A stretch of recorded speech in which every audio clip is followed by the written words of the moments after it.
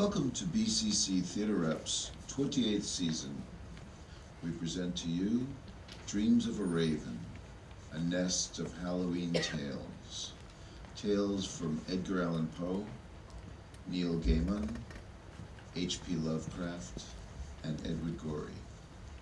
For this production, we ask that you help our actors by turning off your cell phones and not using flash cameras, as it could endanger the actors on the stage. So sit back, get ready, and enjoy our night of haunted tales.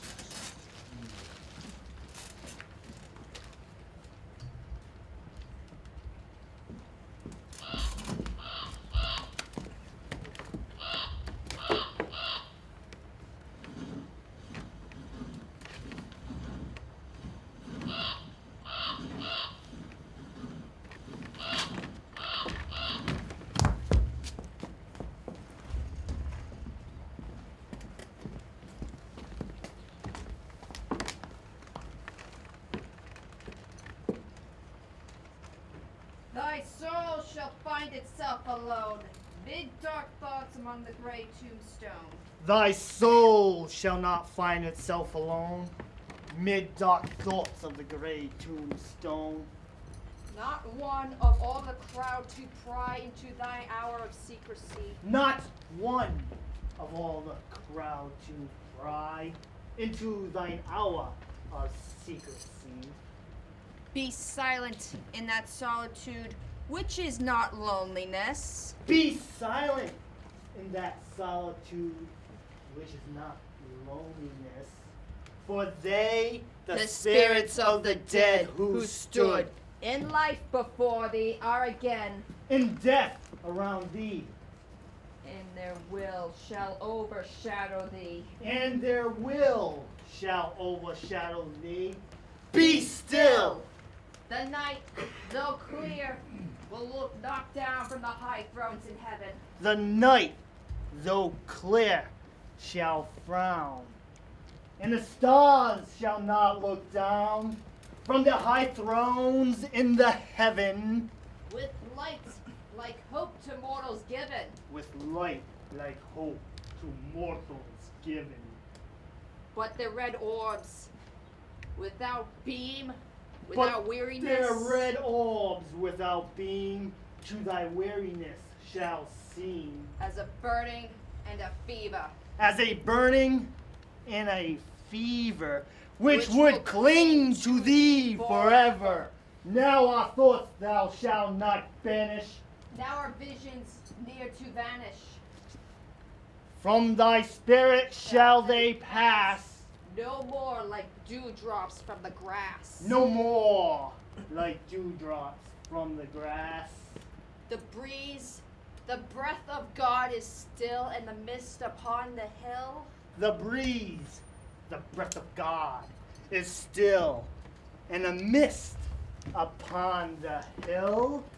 Shadowy, shadowy, shadowy, yet unbroken, is a symbol and a token, how it hangs upon a tree, a mystery of mysteries, a mystery of mysteries. A mystery of mysteries.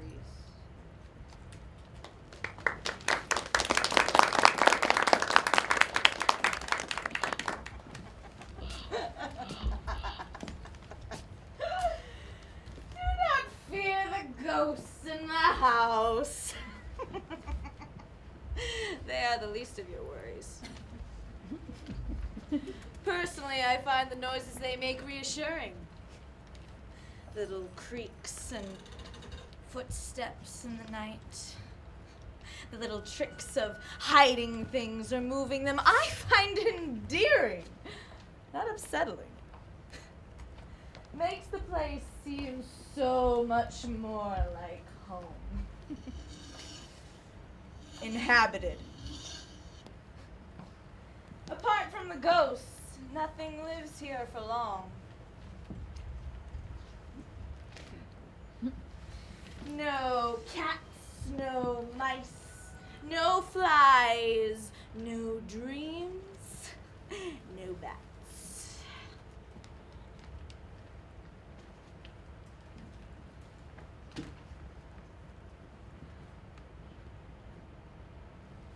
Two days ago, I saw a butterfly, a monarch, I believe, which danced from room to room and perched on walls and waited near me. There are no flowers in this empty place.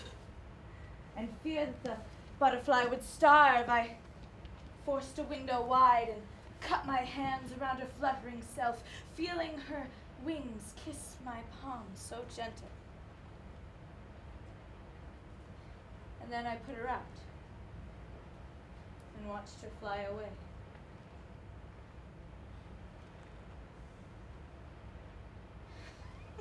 I have no patience for the seasons here, but your arrival has eased this night's chill. Please roam around, explore all you wish. I've broken with tradition on some points. If there is a locked door here, you will never know it. You will not find in the cellar's fireplace old bones or hair. You'll find no blood. Regard some tools, a washing machine, a dryer, and a chain of keys. But nothing that can alarm you. Nothing dark. I may be grim, perhaps, but only just as grim as one who has suffered through such affairs. Carelessness, misfortunes, or pain, what matters is loss!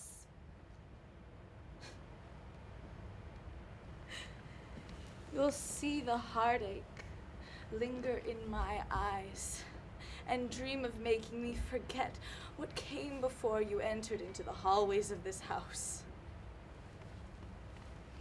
Bringing a little summer with your glance or with your smile.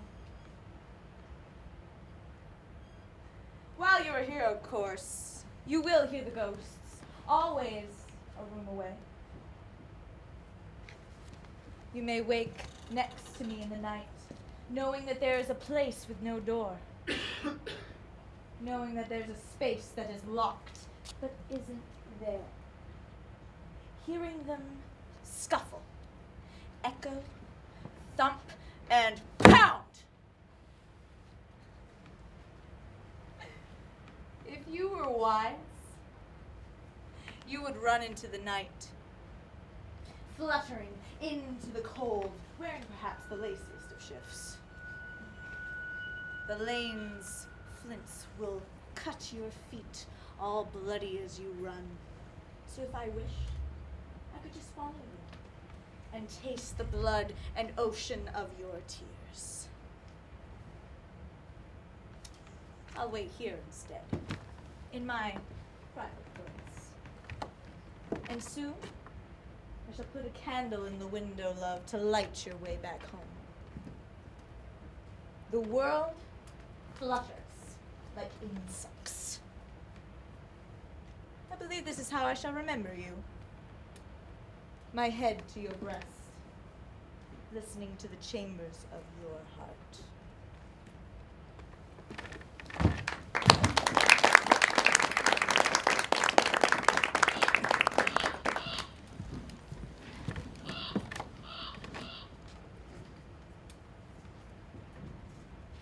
In the greenest of our valleys, by good angels tenanted, once a fair and stately palace, radiant palace, reared its head.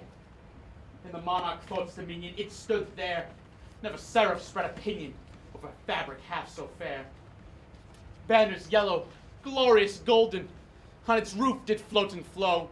This, all this, was in the olden time long ago. And every gentle air that dallied in that sweet day along the ramparts, plumed and pallid, a winged odor went away. Wanderers in that happy valley through two luminous windows saw spirits moving musically to a lute's well-tuned law, round about a throne while sitting Prophyrogene, in state his glory well befitting the ruler of the realm was seen. and all with pearl and ruby glowing was the fair palace door, through which came flowing, and sparkling evermore a troop of echoes, whose sweet duty was but to sing, in voices of surpassing beauty, the wit and wisdom of the king. But evil things, in robes of sorrow, assailed the monarch's high estate. Ah, let us mourn, for never morrow shall dawn upon him desolate. And round about his home the glory that blushed and bloomed is but a dim remembered story of the old time entombed. And travelers now in that valley through red-lit windows see vast forms moving fantastically to a discordant melody. And like a ghastly rapid river from that pale door, a hideous throng rushed out forever to laugh, but smile no more.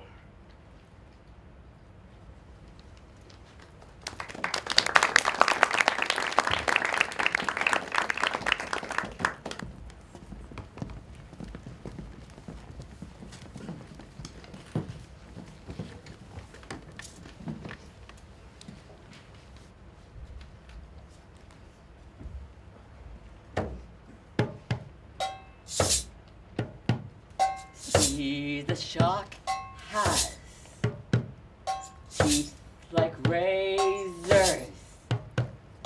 All can read his open face. And Mackie has got a knife, but not in such an obvious place. See the shark, how red his fins are as he slashes at his prey. Mac the knife wears white kid gloves, which give the minimum away. By the Thames' turbid waters, men abruptly tumble down. Is it plague or is it cholera or a sky match? He's in town on a beauty full blue Sunday. See a corpse stretched on the strand. See a man dodge round the corner. Mackie's friends will understand. And Schlumaya, who is missing like so many wealthy men. Mac the knife acquired his cash box. God alone knows how or when. Jenny Towler turned up lately with a knife stuck through her breast, while Mackie walked the embankment nonchalantly, unimpressed. Where is Alfred? Lead the cabman who can get that story clear. All the world may the answer. Just Mackie has no idea. And the ghastly fire in Soho. 7 children at a go. In the crowd's dance, Mac the knife, but he's not asked and doesn't know. And the child bride in her 90s, who's assailant, still at large, violating in her slumber. Mackie, how much did you charge? Violating in her slumber. Mackie, how much did you charge?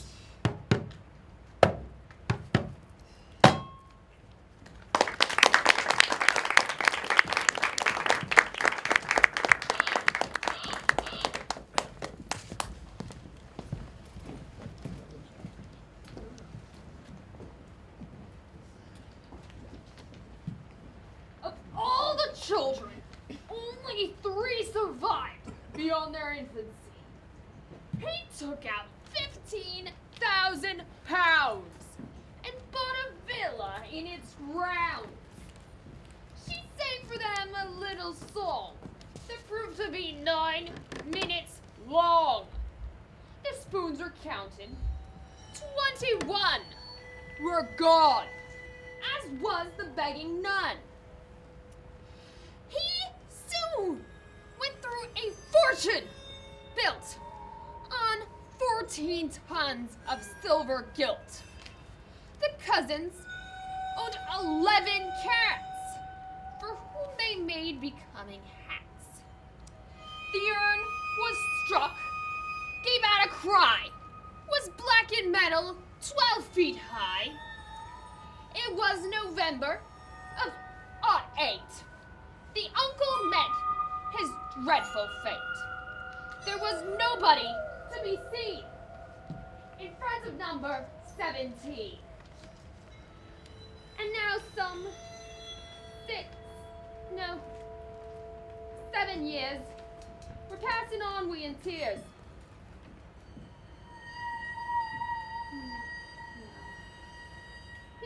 She went on an Adriatic cruise with 20 pairs of tennis shoes. The samovar, on 4 occasions in the week, the samovar began to leak. The autumn guests were cut by 10, who were not asked to come again. Now some 17 days of March have passed before her brother came at last. She wrote, I am the only one who's left when all is said and done.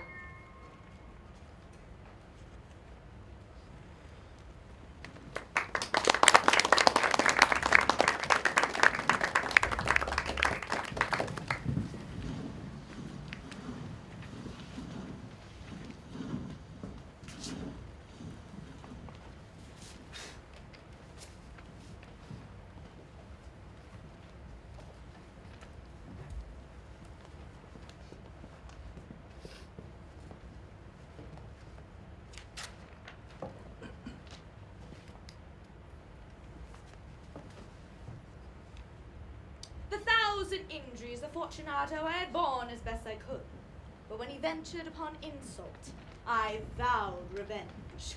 You, who so well know the nature of my soul, will not suspect, however, that I gave utterance to a threat.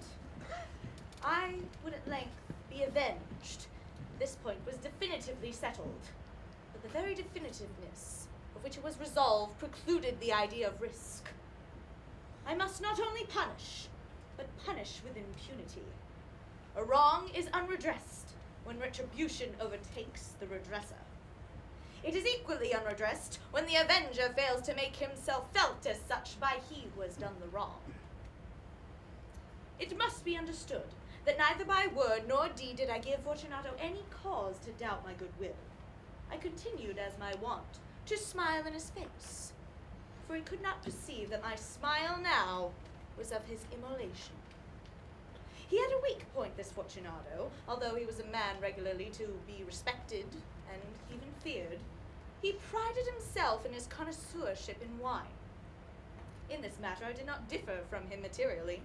I too was versed in the Italian vintages and bought largely whenever I could. It was about dusk one evening during the supreme madness of the carnival season that I encountered my friend. He accosted me with an excessive warmth, for he had been drinking much. The man wore motley. He had on a tight-fitting party-striped dress, and on his head was surmounted the conical cap and bells. I was so pleased to see him that I never thought I would cease wringing his hand. My dear Fortunato! How luckily you are met today. You look how remarkably well you are looking today. But I have received a pipe of what passes to be Amontillado, and I have my doubts. How? Amontillado? Mm-hmm. A pipe? Yes. Impossible. Mm-hmm. And here? At the carnival? I have my doubts, and I was silly enough to pay the full Amontillado price without consulting you in the matter. You were nowhere to be found, and I was fearful of losing a bargain. Amontillado. I have my doubts, Amontillado. and I must satisfy them. Amontillado. As you are busy, I am on my way to see Lucchesi. If anyone has a critical concern, it is he. Lucchesi? He cannot distinguish between Amontillado and sherry. And yet any who will have it that his taste is a match for your own. Come Whither? to your vaults. My friend, no. I will not impose upon your good nature. I perceive you have an engagement. Lucchesi... Enough. Nevertheless, we shall not go. No, my friend, no. It is not the engagement, but the severe cold with which I perceive you are afflicted. The walls are insufferably damp. They are encrusted with nether. Let us go. Nevertheless, Amontillado, you have imposed upon. And as for Lucchesi, he cannot distinguish between Amontillado and sherry. Thus speaking, Fortunato possessed himself of my arm, putting on a mask of black silk and drawing a roquelaire closely about my person. I suffered him to hurry me to my palazzo. There were no attendants at home. They had absconded to make merry in the honor of the time. I had told them that I should not return until morning, and gave them explicit instructions not to stir from the house. These orders, I well knew, would ensure their immediate disappearance as soon as my back was turned. I took from their sconces 2 flambeaux, and giving one to Fortunato, bowed him through several suites of rooms to the archway that led into the vaults. I passed down a long and winding staircase, requesting him to be cautious as he followed. I came at length to the winding staircase, resulting in requesting him to be cautious. The foot of the descent we stood together on the damp ground of the catacombs. The gait of my friend was unsteady, and the bells upon his cap jingled as he strode. A pipe? It is further on, but observe these white webworks which gleam from these cavern walls. Neither? Neither. Oh, dear. How long have you had that cough? It is nothing. Come, we will go back. Your health is precious. You are rich, respected, admired, beloved. You are happy, as I once was. You are a man to be missed. Come, we will go back. Your health is precious, and I cannot be responsible. Besides, Lucchesi... Luke, no! I'm cold as a mere nothing. I will not die of a cough. True, true. And I had no intention of alarming you unnecessarily. But you should use all proper precaution. A draught of this Medoc will defend us from the damp. Drink. I drink to the repose around us. And I to your long life.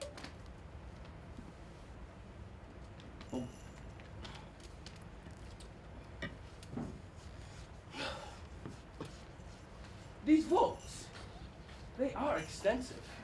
The Montessors were a great and numerous family.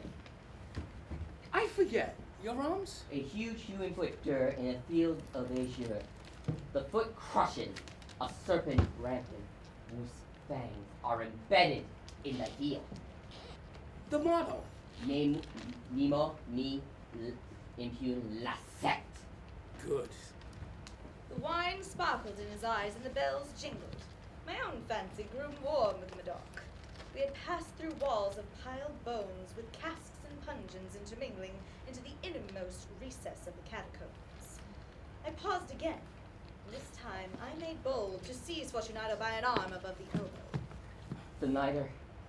See, it increases. It hangs like moth upon these vaults. We are below the river's bed. The drops of moisture trickle among the bones. Come, my friend. We will go back ere it is too late. Your cough. It's all good. All right. But we shall proceed. But first, another draft of the Medoc. I broke and reached him a flagon of de Grave. He emptied it in a breath. His eyes flashed with a fierce light. He laughed and threw the bottle upward with a gesticulation I did not quite understand. I looked at him in surprise. He repeated the movement, a grotesque one. You do not comprehend. Not I. You are not of the Brotherhood? How? You are not of the Mason? Oh, yes. Yes. You? Impossible. A Mason? A mason. Your sign. Very well. It is this. Good jest. But shall we proceed? Be it so. Replacing the tool beneath the cloak, and again offering him my arm, he leaned upon it heavily. We continued our route in search of the Amontillado. We passed through a range of low arches, descended, passed on, and descending again, arrived at a deep crypt in which the foulness of the air caused our flambeau to glow rather than flame. At the most remote end of the crypt, there appeared another less spacious. Its walls had been lined with human remains, piled to the vault overhead, in fashion of the great catacombs of Paris. 3 sides of the interior crypt were still ornamented in this manner. From the 4th, the bones had been thrown down and lay promiscuously upon the earth, forming at one point a mound of some size. Within the wall, thus exposed by the displacing of the bones, we perceived a still interior recess, in depth about 4 feet, in width 3, in height 6 or 7. It seemed to have been constructed for no special use within itself, but for merely the interval between 2 of the colossal supports of the roof, and was backed by one of the circumscribing walls of solid granite. It was in Proceed. vain that Fortunato uplifted his dull torch and endeavored to pry into the depth of the recess. Its Proceed. termination, the feeble light did not enable us to see. Proceed. Here within is the Amontillado. Lucchese. Is an ignoramus. He stepped unsteadily forward while I followed immediately at his heels. And, in an instant, he had reached the extremity of the niche, and finding his progress arrested by the rock, stood stupidly bewildered. In a moment, I had fettered him to the granite. In its surface were 2 iron staples, distant from each other about 2 feet horizontally. From one of these depended a short chain, from the other a padlock. Throwing the links about his waist, it was work of a few seconds to secure it. He was too much astounded to resist. Withdrawing the key, I stepped back from the recess. Pass your hand upon the walls. You cannot help feel the niter. Neither. It is very, very damp. Once more, let me employ you to attend. No? Then I must positively leave you. But first, I must render you all the little attention in my power. Amontillado? The Amontillado. As I said these words, I busied myself among the pile of bones of which I had spoken before. Throwing them aside, I soon uncovered a quantity of building stone and mortar. With these materials and the aid of my trowel, I began vigorously to wall up the entrance of the niche. I had scarcely laid the first steel of masonry when I discovered that the intoxication of Fortunato had in great measure worn off. My first indication of this was a low moaning cry from the depth of the recess. It was not the cry of a drunken man. There was then a long obstinate silence. I laid the second tier, and the third, and the fourth. And then I heard the furious vibrations of the chain. The noise lasted for several minutes, during which that I might hearken to it with more satisfaction. I ceased my labors and sat down upon the bones. When at last the clanking subsided, I resumed my trowel and finished without interruption the fifth, and the sixth, and the seventh tier. The wall was now nearly up the level of my breast. I again paused, and holding the flambeau over the mason work, threw a few feeble rays upon the figure within. A succession of loud, shrill screams bursting from the throat of the chain form seemed to thrust me violently back. For a brief moment I hesitated. I trembled, unsheathing my rapier. I began to grope with it about the recess, but the thought of an instant reassured me. I placed my hand upon the solid fabric of the catacombs and felt satisfied. I reapproached the wall, and I replied to the yells of him who clamored. I re-echoed, I aided, I suppressed them in volume and in strength. I did this, and the glamour grew still. It was now midnight, and my task was drawing to a close. I had completed the 8th, the 9th, and the 10th tier. I had finished a portion of the last and 11th. There remained but a single stone to be lifted and plastered in. I struggled with its weight. I placed it partially in its destined position. But now, from out the niche, came a low laugh that erected the hair upon my forehead. It was followed by a low cry which I had difficulty in recognizing as that of the noble Fortunato. A very good joke. You're an excellent jest. We shall have many a laughs at the palazzo over our wine. The Amontillado. Yes, the Amontillado. But is it not getting late? We will be missed at the palazzo by the Lady Fortunato and the rest. Should we not go? Yes, let us go. For the love of God, Montrezor! Yes, for the love of God. After a few brief minutes, I grew impatient for an answer. Fortunato. I thrust the torch into the remaining aperture and let it fall within. There came forth, in return, only a jingling of the bell. My heart grew sick on account of the dampness of the catacomb. So I hastened to make end of my labor. I forced the last stone into its position. I plastered it up. Against the new masonry, I re-erected the old rampart of bones. For more than a half of a century, no mere mortal has disturbed them. In pace requiescat. Rest in peace.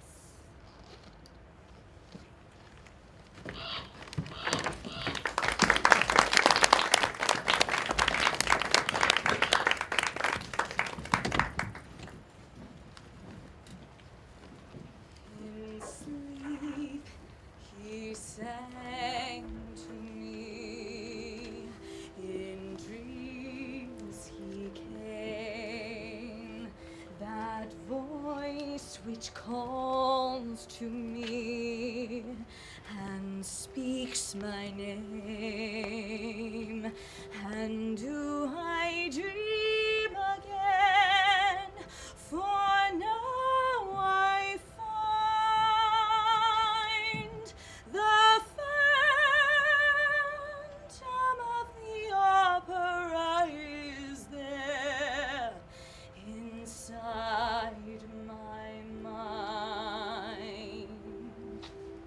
Sing once again with me a strange duet. My power over you grows stronger yet. And though you turn from me to glance behind,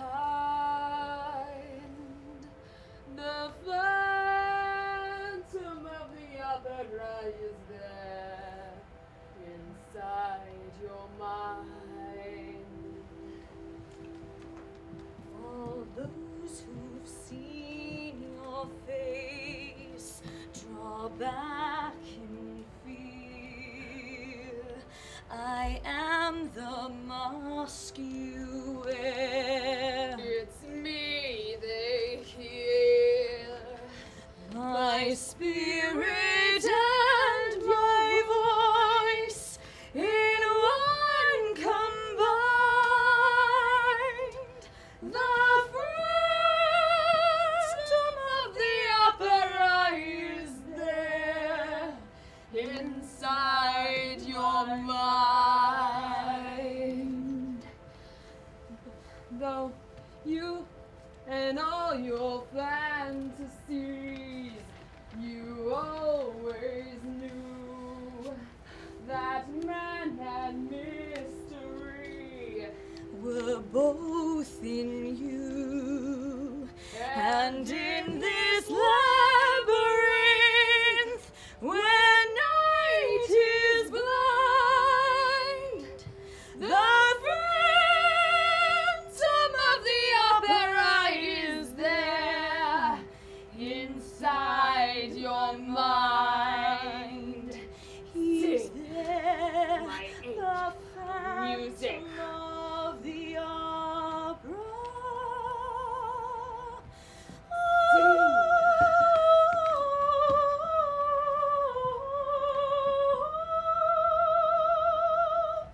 Sing, my angel.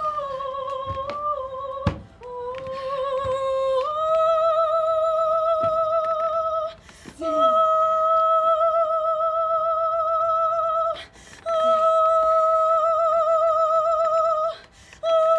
Sing for me.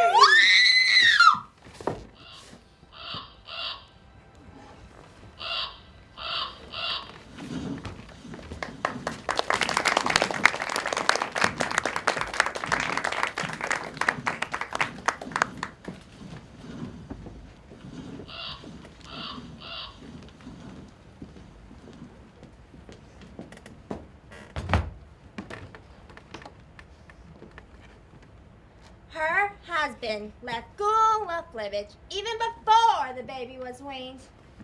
She had to work as a charwoman to support herself and Florabelle. She never thought there had been such a beautiful child. It struck her how ravishing she would look in a costume of white bunny fur. As she could afford to save for each of these items, she bought a tam, mittens, a coat with a little cape, necklet, booties, and to complete the ensemble, a muff with a little card. And on the first coolish day of autumn, she dressed Florabelle in them all. She left her outside the greengrocer's to be admired by the passers-by. A pack of wild dogs came around the corner, heading for the butcher's. They tore everything, including Florabelle, to pieces.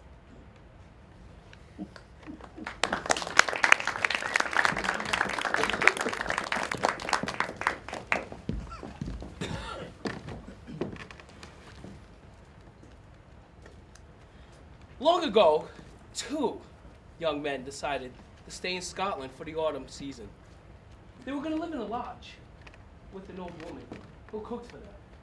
Her cat and their two dogs made up the rest of the household. One day, the elder gentleman decided he wasn't going to go out that day. The younger man, he, on the other hand, went out to finish what they started the day before, which was going to get their birds. He was going to be home before the sunset. He did not return, though. The elder man grew quite scared. But finally, he returned. He was wet and exhausted and didn't say anything about it until after supper. They were sitting by the fire, both were having a pipe. The dogs were laying at their feet. The cat was at the hearth between them. And he started his story like this. Well, I was out, as you know, going to get our birds,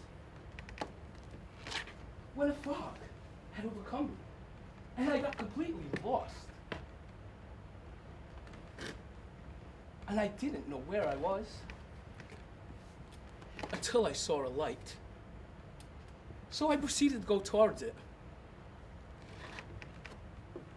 But the light was coming from a tree. But when I looked inside that tree, what I saw was a church. A funeral was going on. I saw a coffin surrounded by torches. I heard singing. But what was carrying that coffin? I can't tell you. You will not believe me. Now, the elder gentleman wanted to know. He begged him to tell him what was going on. So the young man, well, like I said, it was a funeral. I saw the coffin. I heard the singing.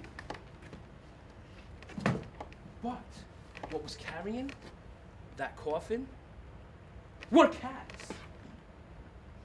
But before he could proceed, the cat jumps up, screams, "By Jove! Peter is dead, and I'm the king of the cats!" Up the chimney he went, never to be seen no more.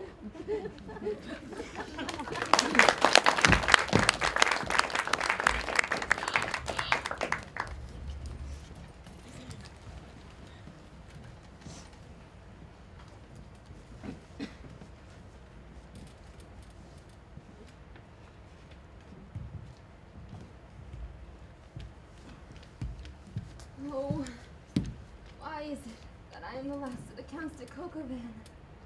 My family was once noble, but now I am the last one left. Even my servant, Pierre, has died. Alas, he's left me with this. If this letter is correct, there's a curse upon my family, that the son of an old wizard cursed this house after Henry the Count had the wizard killed. The curse states that none in our family shall live past 32. That day, Henry died after being poisoned. He had been 32 at the time. His son, Godfrey, died while hunting. He had also been 32, though everyone thought it to be an accident and a tragedy. Every member of our family, every Louis, Robert, Henry, and Antoine has died at 32. And now, it shall soon be my time. I'll be turning 32 in 4 days. 4 days and 6 hours. I don't want to die like this, alone, in this empty, decrepit castle. I've explored this place for years, And there's still so much to see. I've seen the hallway where my father died by a dislodged stone just 1 month before my birth. I've seen the room where my mother died after birthing me. But there has to be more to this. What's this? I've never seen this hall before. I see new places every day. Who are you? You, Antoine, Count de Cocovan. You have not long to live. The eve of your 32nd birthday will soon be upon us, and you will not escape this curse. Charles Le Sorcier will have his revenge, and after your death, all of the wrongs will be righted. Michel Mauvais will not have died in vain. The old wizard should not have died at all, but your family has paid dearly. When Charles shot Godfrey, revenge was sweet. It was so easy to pull back on that bow and release the arrow through the sky, straight into Godfrey's still beating chest. After that, Charles found himself a home, hidden away here in the darkest parts of this castle. He kept track of every Count de Cocovan to be born and killed each one at the age of 32. Your father was walking these very halls when Charles killed him. He was bringing flowers to your mother, and Charles pushed a stone down from the ceiling, hit him in the head. But do not fret. He only suffered alone, screaming in agony for an hour. You know, it's a shame your poor mother died giving birth to you. Charles had such wonderful plans for her death. But how did Charles live that long? The curse was cast nearly 900 years ago. Charles Le Sorcier was not called Le Sorcier for no reason. He was trained in alchemy and many other dark arts. He created the elixir of eternal life. And with that elixir, time cannot kill him. He's never aged either. Still looking like an average man. That elixir is perhaps the greatest of Charles's achievements. Possibly greater still than the revenge he has taken on your family. Ah! For years, I have evaded death. I have made certain that no one escaped this curse. I have hunted down every Count de Cocovan for 900 years. I have killed each one. You fool! Can you not guess my secret? Have you no brains whereby you may guess the will which has for 9 long centuries fulfilled this dreadful curse on your house? Have I not told you of the great elixir of eternal life? Know you not how the secret of alchemy was solved? I tell you, it is I that have lived 900 years to maintain my revenge. For I am Charles Le Sorcier.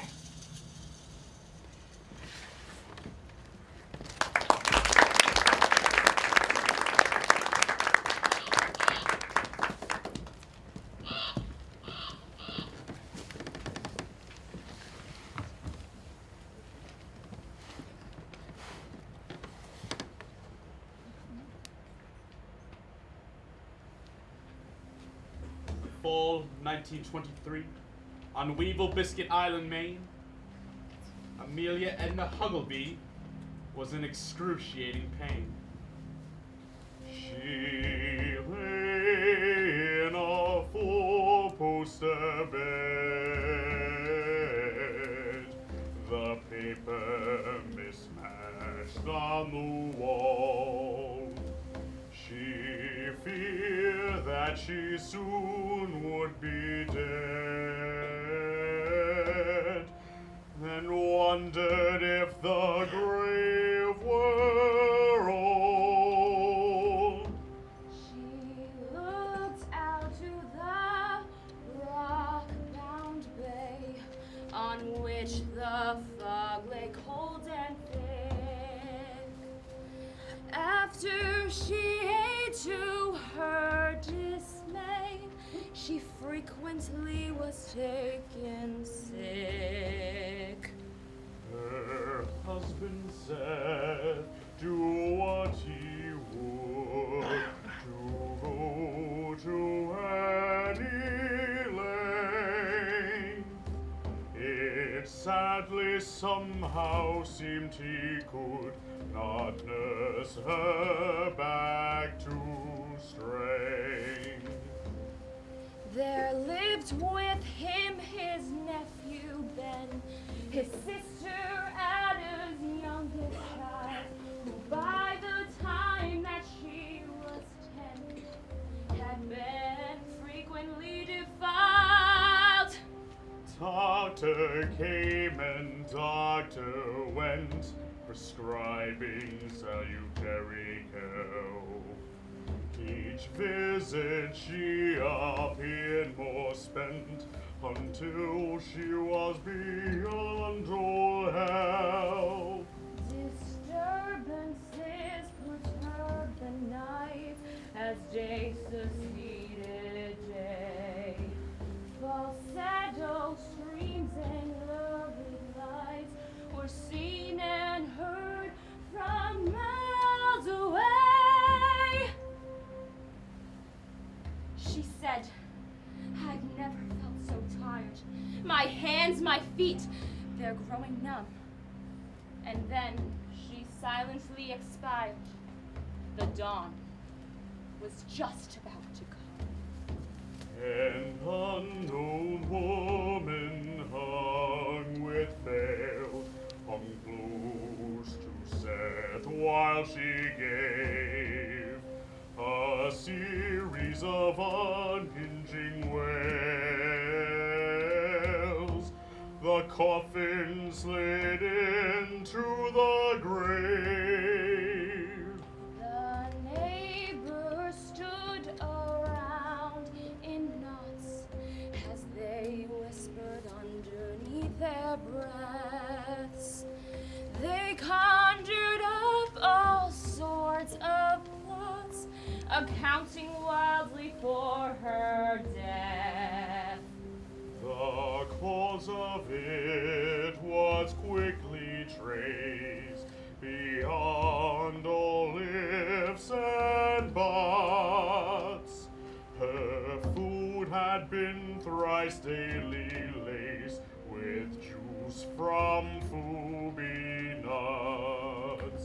Seth added padding to his chest and stays to make his belly flat, while Ben was perfumed, rouged, and dressed in ruffles and a hat. To those who went in their pursuit, they gave for good the slave. Embarked upon a weekend toot, they board away on a ship. The missing couple reached Peru as they set up as man and wife. Ben lived till he was 82, and Seth has not yet left his life.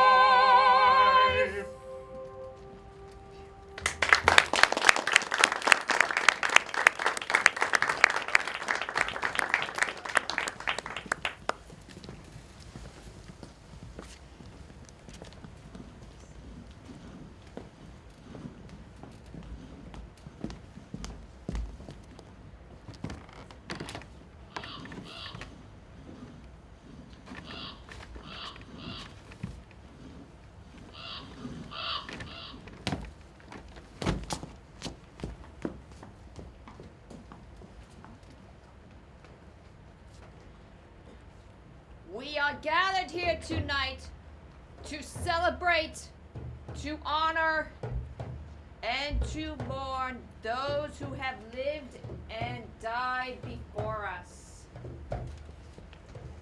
Despite their personal tragedies, they have left behind for us a legacy.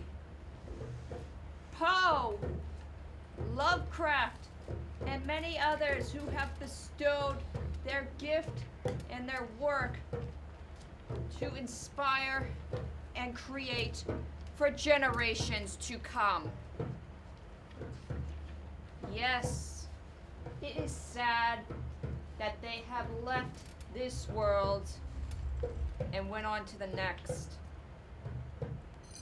Death is a double-edged sword. One side thrusts the pain and torment upon both its victim and their loved ones, while the other side releases us and brings us to the next world, whether it to be heaven's shining and beloved kingdom, or to the fiery, merciless pits of hell's eternal flame. The spirits are among us. Be silent and be still, for tonight we shall bring forth one of these great men who have walked upon this very earth.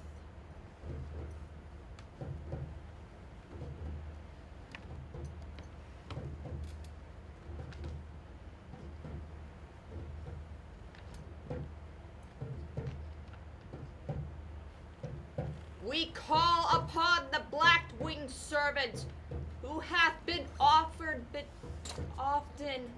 been favored by death to follow him in both the daylight and at night, to come to us and bring with thee your creator and your master, Edgar Allan Poe, so that he may enlighten these mortals with his visions. Speak! Speak if thou hearest our call. Speak again to bring forth your master.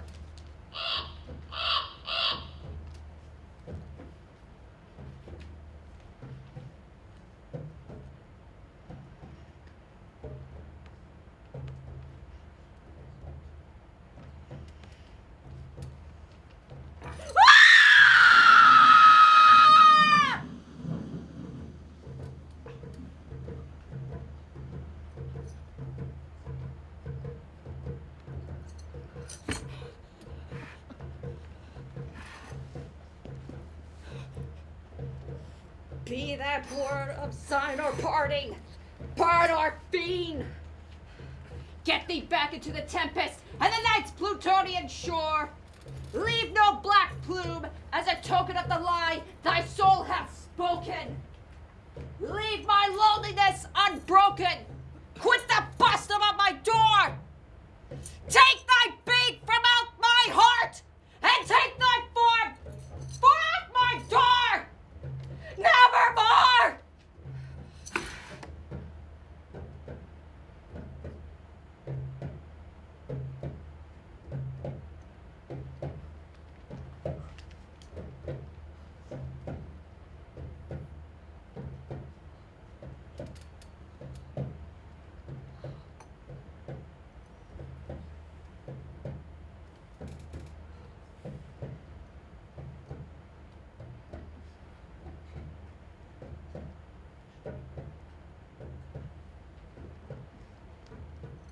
Nevermore.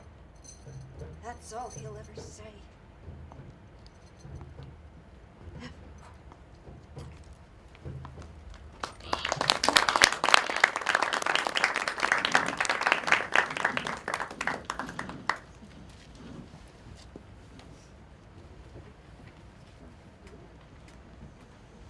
Ship, it swayed, heave ho, on the dark and stormy blue. and I held tight to the captain's might as he pulled up his troops. You haven't slept, heave ho, he said, in many suns and loops. I will sleep when we reach shore, and pray we get there soon. He said, now hush, love, here's your gown, there's the bed, lanterns down, but I don't want to go to sleep. In all my dreams I drown. The captain howled, heave ho, and tied me up with sheets. A storm is brewing in the south, it's time you go to sleep.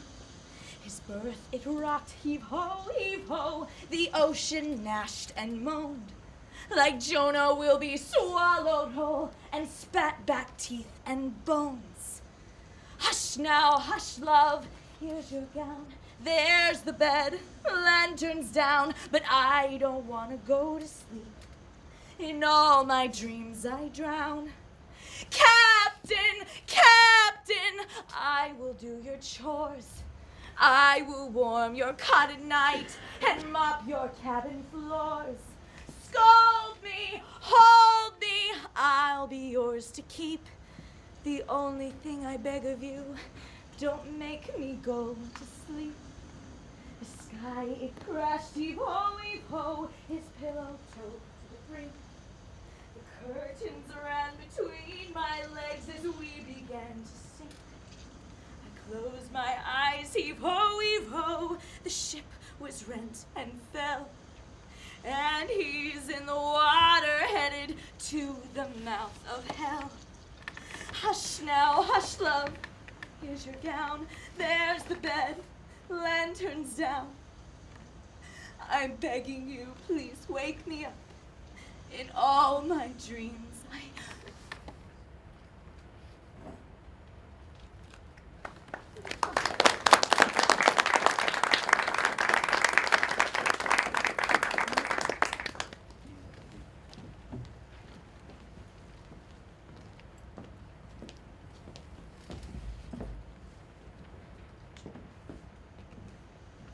It was many, many a year ago, in a kingdom by the sea, that there a maiden you may have known by the name of Annabel Lee. And this maiden lived with no other thought than to love and be loved by me.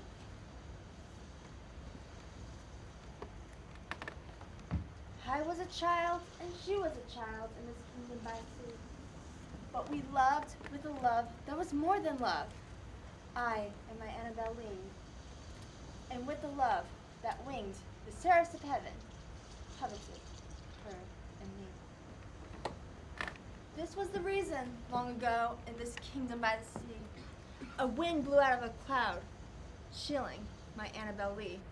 And her highborn kinsman came and bore her away from me, to lock her up in a sepulchre in this kingdom by the sea. The angels, not half so happy in heaven, went envying her and me. Yes, this is the reason, all men know, in this kingdom by the sea, that a wind blew out of a cloud by night, killing and chilling my Annabel Lee. But we loved with a love that was stronger than the love of those who were older than we, of many far wiser than we. And neither the angels in heaven above, nor the demons down under the sea, could ever dissever my soul from the soul of the beautiful Annabel Lee. For the moon never beams without bringing me dreams of the beautiful Annabel Lee. And the stars never rise, but I still feel the bright eyes of the beautiful Annabel Lee. So by the night tide, I lay down by the side of my darling, my life, and my bride, in her sepulchre by the sea, in her tomb by the surrounding sea.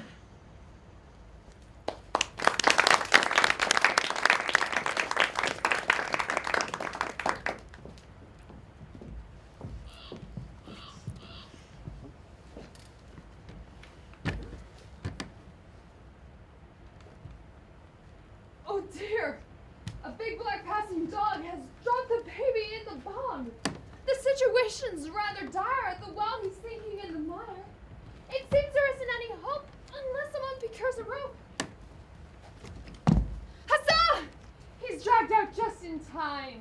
Drenched though he be in mucky slime. From spattered head to oozy toes, they souse him with the garden hose. They plunge him in a steaming pot, subject him to a thorough scrub. They rinse him off, and by, he's taken out and toweled dry.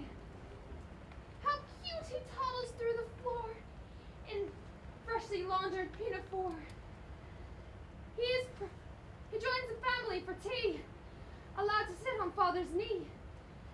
He is permitted then to take a slice of cook's persimmon cake.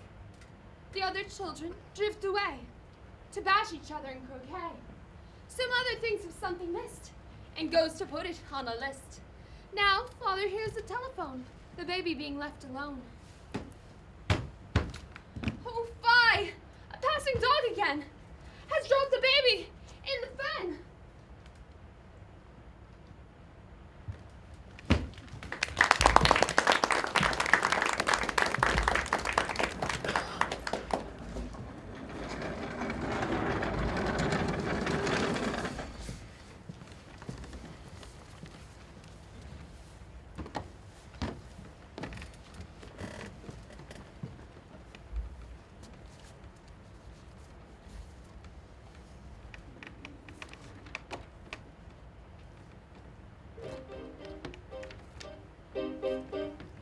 Gentlemen, you now see me rinsing your glasses, and I'll make a fresh bed up for you. And you'll tip me a few pennies, and I'll thank you very well. And you'll see me dressed in tatters in this tiny old hotel. And you cannot tell who stands before you. And you cannot tell who stands before you. But in the harbor, there'll be shrieks, and they'll ask, who the hell would shriek like that? And they'll see me give a smile across my glasses, and they'll say, what you got to smile about? And a ship without sails, and it's 50 guns loaded, we'll tie up at dusk.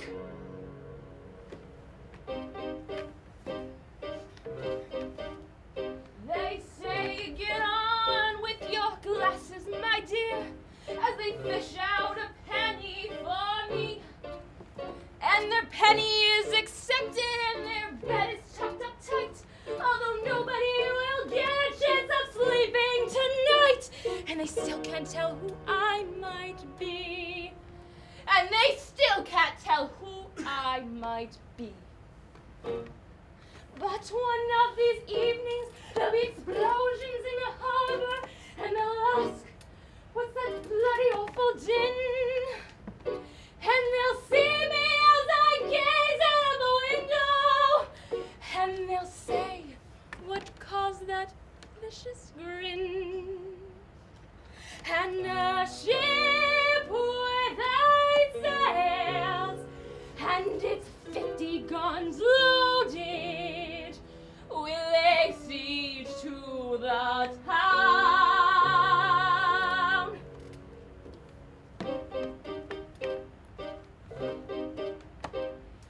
Gentlemen, you'll find that your laughs are cut short, for the walls will be knocked down flat, and the town will be quickly raised from the ground.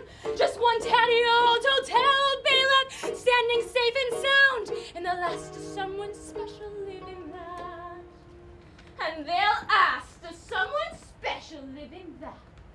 Then there'll be a lot of people milling around the hotel, and they'll ask what made them leave the place alone.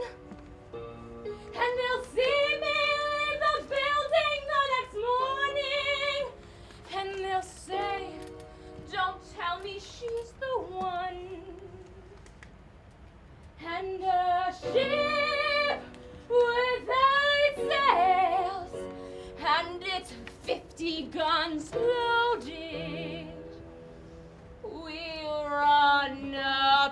its flag.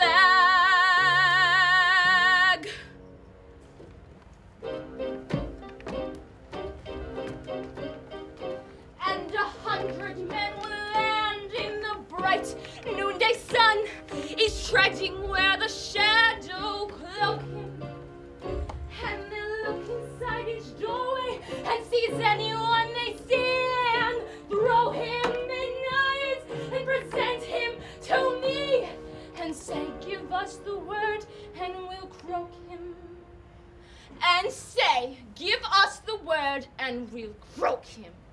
In the noonday heat, there'll be a hush from the harbor as they ask who I want to die. And then they'll hear me quietly answer, the lot. And as the first head rolls, I'll say, hoopla! And a ship with 8 sails and its 50 guns loaded will sail off with me.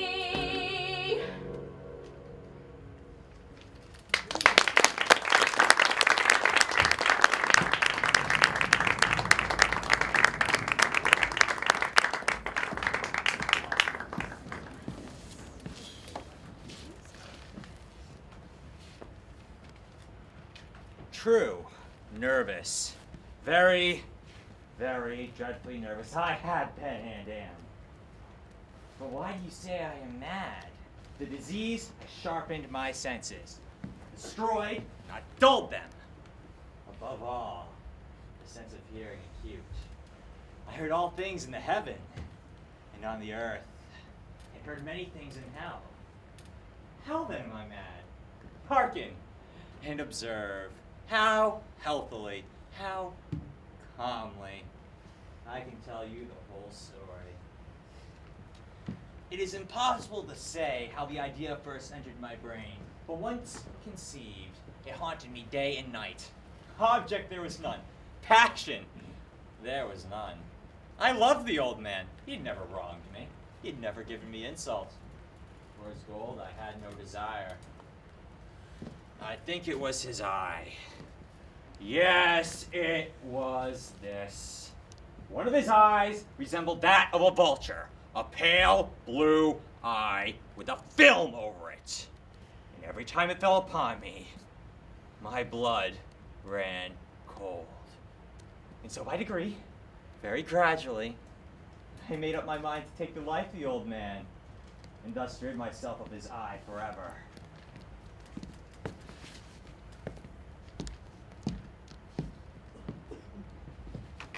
Now this is the point. You fancy me mad.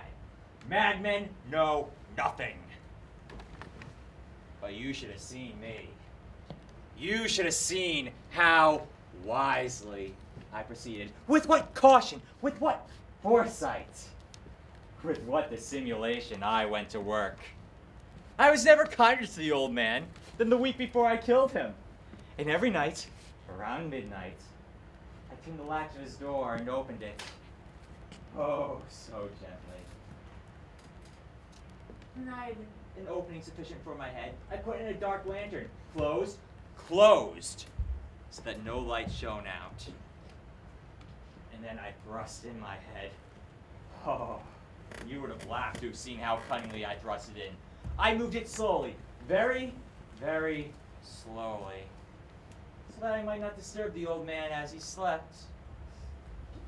It took me a whole hour to place my whole head within the room, so much so that I could see him as he lay upon his bed. Would a madman been so wise as this? And then, when I had my head well within the room, I proceeded to undo the lantern cautiously.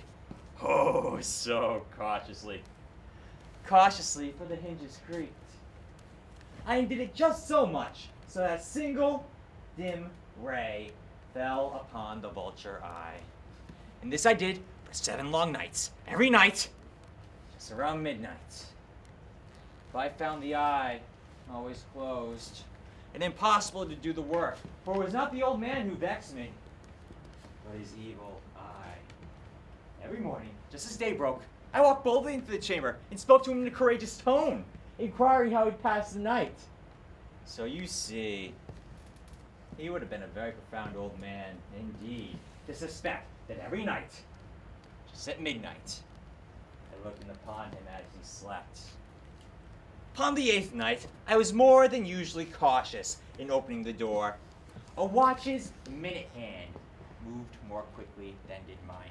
Never before that night had I felt the extent of my own power, of my sagacity.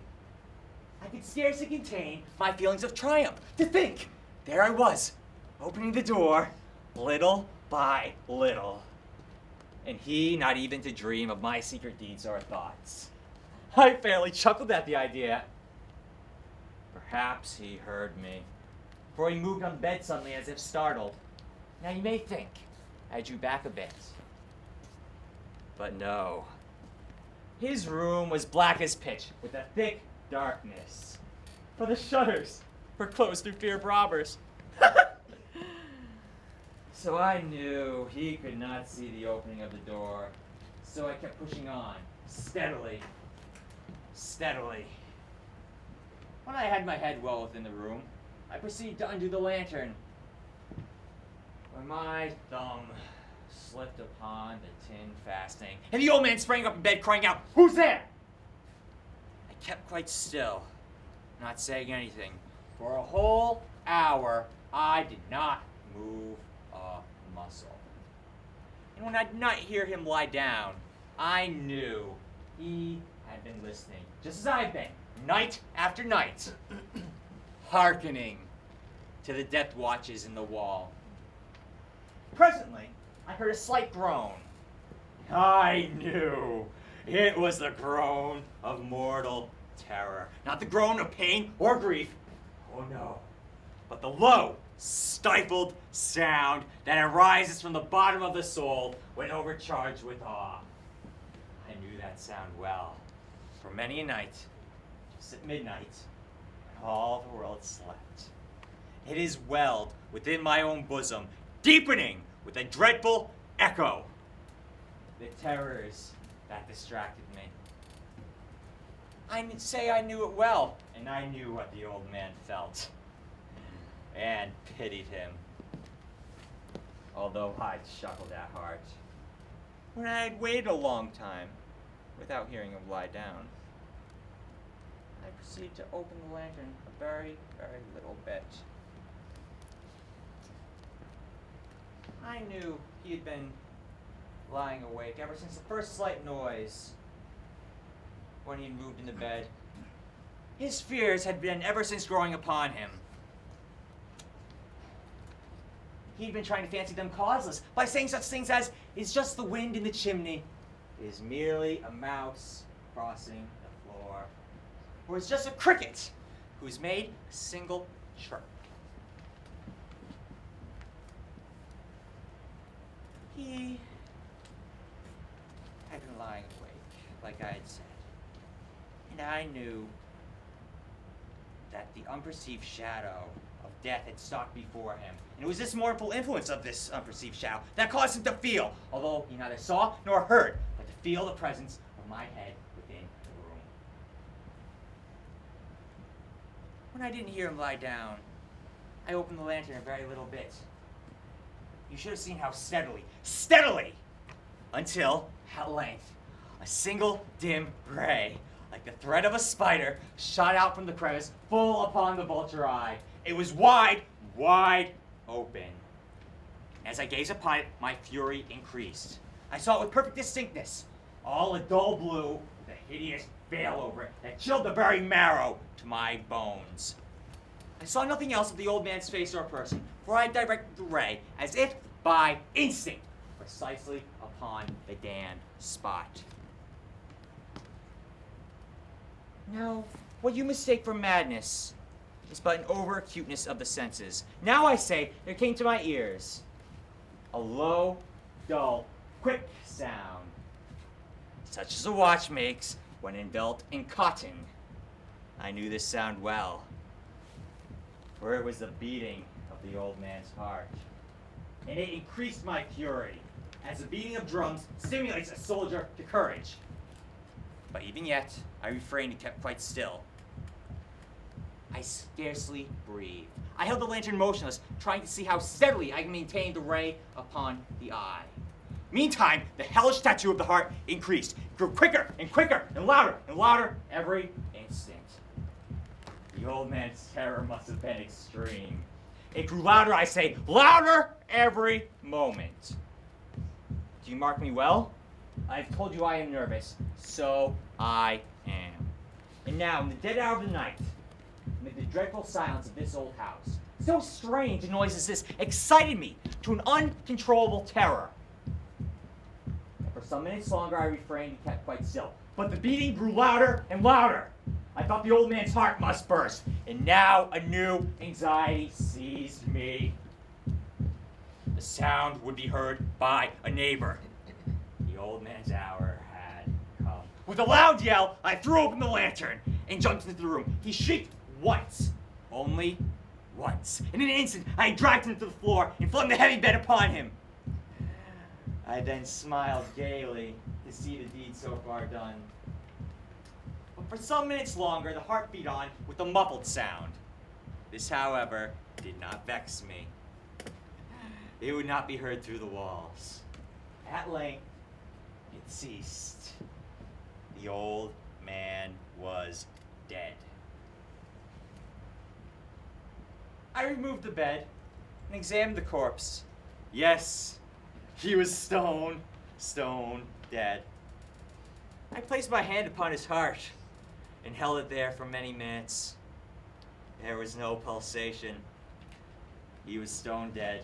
His eye would trouble me no longer. Now, if you still think me mad, you will think so no longer when I describe to you the wise precautions I took for the concealment of the body. The night waned, and I worked hastily, but in silence. First of all, I dismembered the corpse. I cut off the head, the arms, and the legs. I then removed 3 planks from the flooring and deposited all between the scantlings. I then replaced the boards so cleverly, so cunningly, that no human eye, not even his, could have detected anything wrong. There was nothing to wash out, no stain of any kind, no blood spot whatsoever. I had been far too wary for this. A tub had cut it all.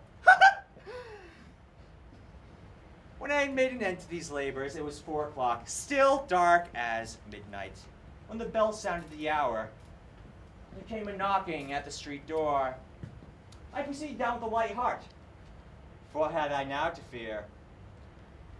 In entered 3 gentlemen who introduced themselves with perfect suavity as officers of the law. A shriek had been heard in the middle of the night by a neighbor. Suspicions of foul play had been aroused, and information had been lodged at the police office, and they, the officers, had been deputed to search the premises.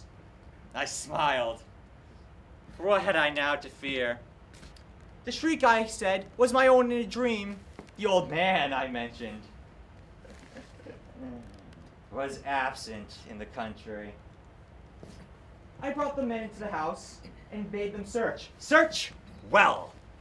I at length led them to his chambers and showed them his treasures, secure, undisturbed. And I, in my wild confidence of enthusiasm, brought chairs in for them. It was here that I wished from them to rest from their fatigues. And I, in my wild audacity of my perfect triumph, placed my very own seat upon the spot which reposed the victim. The officers were satisfied. My manner had convinced them. I was singularly at ease. They sat, and I answered cheerily as they chatted about familiar things. But ere long, I felt myself growing pale and wished them gone. I fancied a ringing in my ears, but still they sat and still they chatted. But the ringing continued and became more distinct. It continued and became more distinct. talk more freely to get rid of the feeling, but I continued in gained definiteness. Until, at length, I found the noise was not within my ears. No doubt now, I grew very pale. The noise steadily increased. I talked more freely, get rid of the feeling, with a heightened voice. The noise steadily increased. But what could I do? It was a low, dull, quick sound, such as a watch makes when enveloped in cotton. I gasped for breath, yet the officers still heard it not. I talked more quickly, more vehemently, but the noise steadily increased. I arose and argued about trifles, and I talked in a heightened key with violent gesticulations. Yet the noise steadily increased. Why would they not be gone? I paced the floor to and fro with heavy strides, as if excited to an uncontrollable fury by the observation of the men. But the noise steadily increased. Oh God, what could I do? I swung the chair upon which I had been sitting and grated upon the floorboards. I raved, I foamed, I swore. But the noise continually arose over all. Was it possible the men heard it not? Almighty God, no. They heard, they suspected, they knew. They were making a mockery of my horror. This I thought, this I think. I could bear their hypocritical smiles no longer. I felt I must scream or die. And again, hark! Louder! Louder! Louder! Villains, I shrieked! Dissemble no more! I admit the deed! Here! Tear up the floorboards! Here! Here is the beating of his hideous heart!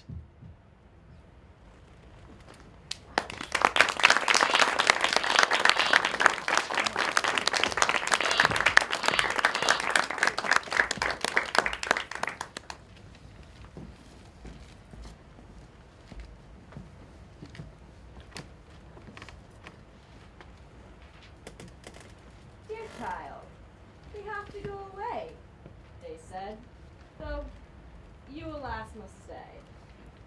But do not weep, or shriek, or swoon, for we shall be returning soon. They left, as they said they would, and he was left to being good. I hope their stay will not be long. I'll quickly write a festive song. They're not back yet, so I'll make for them a rich but wholesome cake. When they come back, if they do, I'll pick a faded rose or two. They may come back or they may not. I really do not care a jot. So Cricket sang and then went dumb, but even still, they did not come. All sorts of nuts could soon be found, in great profusion on the ground. Now, withered leaves blew here and there, and landed nearly everywhere. They did at last return again, but he was not there to meet them then. What's that?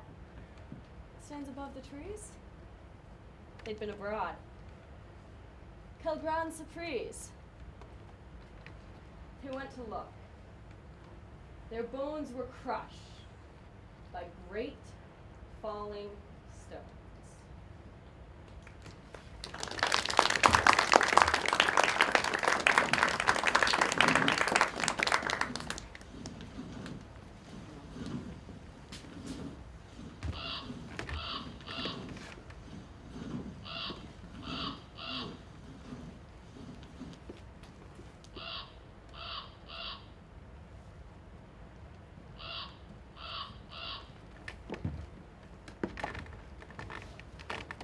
Once upon a midnight dreary, While I pondered weak and weary over many a quaint and curious volumes of forgotten lore, while nodding, nearly napping, suddenly there came a tapping, as if someone were rapping at my chamber door. "'Tis a visitor," I muttered, gently tapping at my chamber door. Only this, and nothing more. Ah, distinctly I remember. It was in the bleak of December, and each separate dying ember wrought its ghost upon the floor. Eagerly I wished the morrow. Vainly I sought to borrow from my books surcease of sorrow. Sorrow for the lost Lenore. For the rare and radiant maiden who angels named Lenore. Nameless here for evermore. And the silken, sad, uncertain rustling of each purple curtain thrilled me, filled me with fantastic terrors never before felt, so that now, to the still beating of my heart, I stood, repeating, "'Tis some visitor entreating entrance at my chamber door. Some late visitor entreating entrance at my chamber door. Only this, and nothing more." Presently, my soul grew stronger, hesitating, then no longer. "Sir," said I, "or madam, truly your forgiveness I implore. But the fact was I was napping, and so gently you came rapping, and so faintly you came tapping at my chamber door, that I scarce was sure I heard you ere I opened wide the door. Darkness there, and nothing more." Deep into that darkness, peering long, I stood there, wondering, doubting, fearing, dreaming dreams no mortals ever dared to dream before. But the silence was unbroken, and the stillness gave no token, and the only word there spoken was the whispered word, Lenore. This I whispered, and an echo murmured back the word, Lenore. Merely this, and nothing more. Back into the chamber turning, all my soul within me burning. Soon again there came a tapping, something louder than before. "Surely," said I, "surely that there is something at my window lattice. Let me see what thereat is in this mystery explore. Let my heart be still a moment, and this mystery explore. 'Tis the wind and nothing more." Open!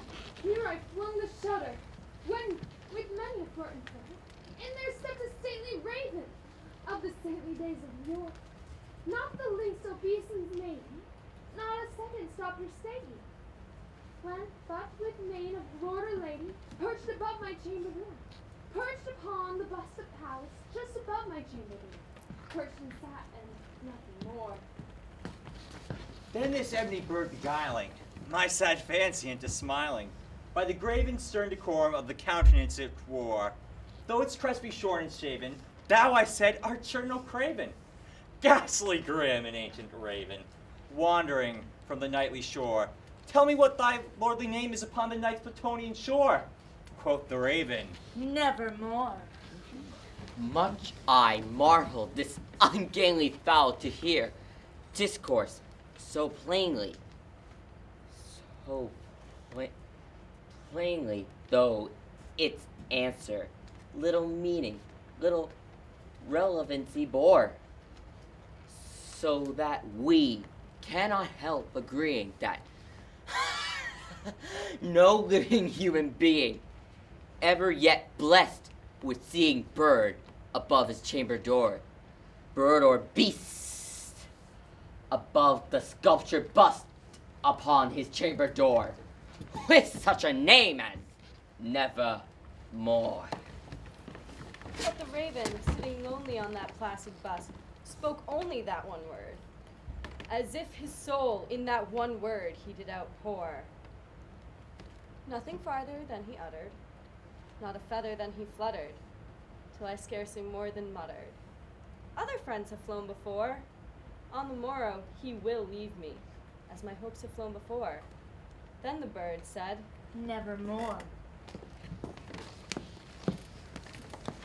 Startled by the stillness broken, by a reply so aptly spoken, doubtless, said I, it only utters stalking store, caught from some unhappy master, whom a merciful disaster followed fast and followed faster, till the song's one burden bore, till the dirges of his hopes that melancholy burden bore, of nevermore. But the raven, still beguiling all my sad soul into smiling, straight I wheeled the cushioned seat in front of bird and bust and door. Then, upon the velvet sinking, I betook myself to linking fancy unto fancy, thinking what this ominous bird of yore, with this grim, ungainly, ghastly, gaunt, and ominous bird of yore, meant in croaking Nevermore. This I sat impatiently guessing, but no syllable expressing. To the fowl whose fiery eyes now burned into my bosom's core, this and more I sat divining, with my head at ease reclining, on the cushion's velvet lining, with the black light floating o'er. But whose black light floating o'er she shall press, nevermore. Then methought the air grew denser, perfumed from an unseen censer, swung by seraphim, whose footfalls tinkled on the tufted floor. Wretch, I cried, thy God hath lent thee, by these angels he hath sent thee, respite, respite, and nepenthe of thy memories of Lenore. Quaff, oh quaff, this kind nepenthe, and lost my memories of Lenore. Quoth the raven, nevermore.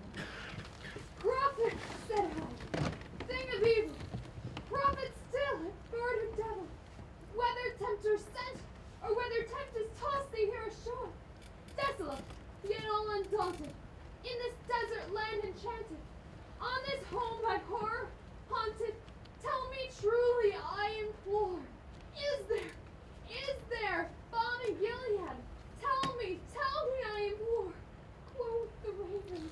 Nevermore. Prophet, said I, thing of evil, prophet still, if bird or devil.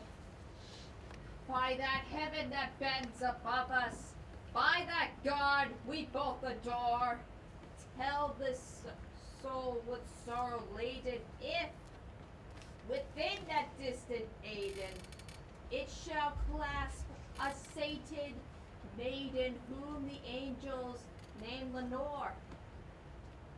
Clasp a rare and radiant maiden whom the angels name Lenore.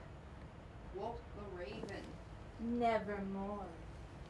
Be that word of sign or parting, bird or fiend, I shrieked up starting.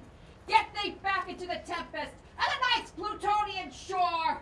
Leave no black plume as a token of the lie thy soul hath spoken. Leave my loneliness unbroken. Quit the bust off my door. Take thy beat from out my heart, and take thy form from off my door. Quoth the raven.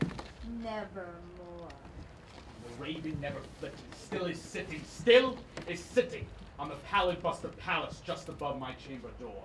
And his eyes have all the seeming of a demon's that is dreaming, and the lamplight o'er him streaming throws its shadow on the floor. And my soul from out that shadow that lies floating on the floor shall be lifted nevermore. Nevermore.